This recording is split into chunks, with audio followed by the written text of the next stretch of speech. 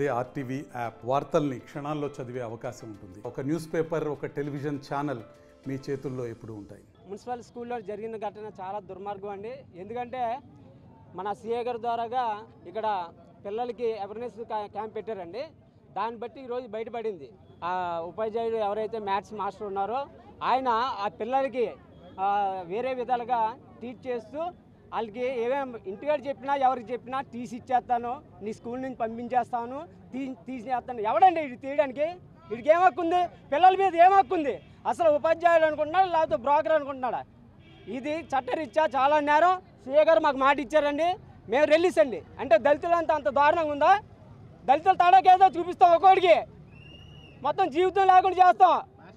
ఇదే మాస్టర్ గారి పేరు అని ఎంబీ గారు ఏదో ఉంది. జగన్నాథపురం ఘాటి స్కూల్ అండి ఇది. మా పిల్లలు 6th క్లాస్ చదువుతున్నారండి. అంటే 1st క్లాస్ నుంచి ఇక్కడే చదివారండి మా పిల్లలు. ఇప్పుడు 6th క్లాస్ సారు ఎప్పటి నుంచో ఇబ్బంది పెడుతున్నాడండి పిల్లలకి. చేయలేయడము, అక్కడక్కడ చేయలేయడము, ముట్టుకోవడం, నడు నొక్కడం అలా చేస్తున్నాడండి. పిల్లలు ఇంటికి వెళ్ళి చెప్తాము, మా పేరెంట్స్ చెప్తామంటే చెప్తే నేను ఊరుకోను, స్కూల్ నుంచి పంపించేస్తాను, టీసీ ఇప్పిస్తాను, ఏదో ఒకటి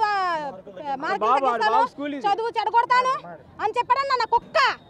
నా కుక్కకి శిక్ష పడకపోతే నేను ఆ పోలీస్ దగ్గర ఏదో ఒకటి అయిపోతాను.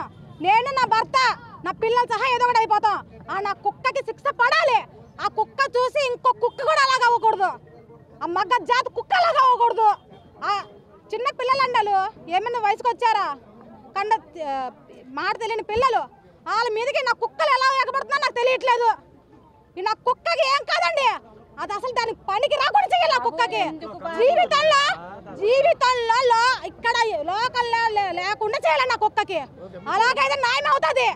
అలాగైతేనే మా తల్లులు ఏడుకొని ఉంటారు, మా తల్లిదండ్రులు. నా పేరు నాగలక్ష్మి అండి. మా అమ్మాయి వాడిని తీసుకెళ్లి 4 పూట్ల అన్నం పెడతారు, కూర్చోబెడతారని మాకు నమ్మకం ఉంది. వాడికి శిక్ష పడుతుందని మాకు నమ్మకం లేదు సార్. ఎందుకంటే మాకు చదువు లేకపోయినా మా బిడ్డలు చదువుకోవాలా, వాళ్ళు బాగుపడాలా అని మేము ఎంతో దూరాలు వెళ్ళి కష్టపడుతుంటే ఈ నా కొడుకులు వీళ్ళు నమ్మి పంపిస్తే ఇలా చేస్తుంటే మేమేమైపోవాలి సార్? మాకు బతుకుతారు లేదు సార్. మేము మున్సిపాలిటీ వాళ్ళం, మేము ఏదో రిలీజ్ సార్, చిన్న కష్టం అది. మా బతుకుదారుల కోసం మేము ఉన్నాము. కానీ ఈ నా కొడుకులు నమ్మి పంపిస్తే మా బిడ్డలు అన్యాయమైపోతున్నారు సార్. మాకు ఇలాంటి బిడ్డలు ఎవరికి ఇలా కాకుండానే వాడిని వదలకూడదు. వాడి గాలి వదిలేస్తే మా కుటుంబం అంతా ఏదో అయిపోయి మొత్తం ప్రభుత్వం పెట్టేస్తాము. ఇది మాత్రం అందరికీ నమస్కారం. ఈరోజు మన గవర్నమెంట్ యొక్క ప్రాధాన్యతలో భాగంగా మహిళలకి రక్షణ కల్పించాలి, అవగాహన కల్పించాలనే ఉద్దేశం మీద మా జిల్లా ఎస్పీ గారి ఆదేశాల మేరకు ప్రతిరోజు అన్ని స్కూల్లో ఈ గుడ్ టచ్ బ్యాడ్ టచ్ అనే దాని మీద ప్రతి చోట మనం అవగాహన సదస్సులు నిర్వహించడం జరుగుతుంది.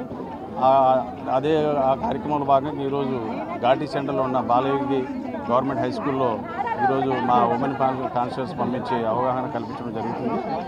ఆ అవగాహన సదస్సు అయిన తర్వాత కొద్దిమంది పిల్లలు వచ్చి అలా స్కూల్ మాస్టర్ ఇలాగా అదే బ్యాడ్ టచ్ చేస్తానని మాకు మా ఉమెన్ కాన్స్టిట్యూన్స్ కంప్లైంట్ ఇవ్వగా వెంటనే మేము ఇక్కడికి రావడం జరిగింది.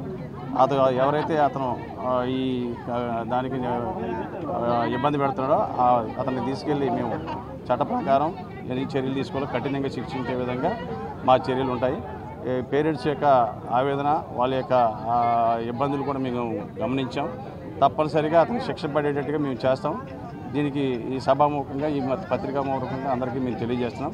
ఎవరు కూడా ఇబ్బంది పడద్దు. చట్ట ప్రకారం ఎన్ని చర్యలు ఉంటే అన్ని డెఫినెట్గా తీసుకుంటాం. మరిన్ని వీడియోస్ కోసం ఛానల్ ని సబ్స్క్రైబ్ చేయండి. లేటెస్ట్ అప్డేట్స్ కోసం వాట్సాప్ ఛానల్ ని ఫాలో అవ్వండి. ఆ లింక్ డిస్క్రిప్షన్ లో ఉంది.